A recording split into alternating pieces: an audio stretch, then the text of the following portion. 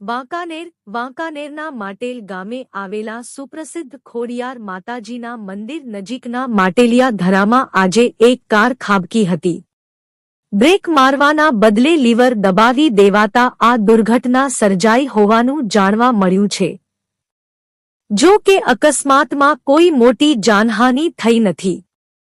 કારમાં બેઠેલા લોકોને સામાન્ય ઈજા થતા સારવાર માટે લઈ જવાયા હોવાનું જાણવા મળ્યું છે। મળતી માહિતી પ્રમાણે આજે સાંજના સમયે રાજકોટ તરફથી માટેલ ખોડિયાર માતાજીના દર્શને 3 મહિલા અને 1 પુરુષ કાર લઈને આવ્યા હતા। આ દરમિયાન કાર ચાલકે બ્રેક મારવાના બદલે ભૂલથી લીવર દબાવી દેતા કાર દિવાલ કુદાવીને માટેલિયા ધરામાં ખાબકી હતી। સદનસીબે આ અકસ્માતમાં કોઈ મોટી જાનહાનિ થવા નથી પામી। કારમાં સવાર લોકોને સામાન્ય ઈજા થઈ હોવાનું જાણવા મળ્યું છે।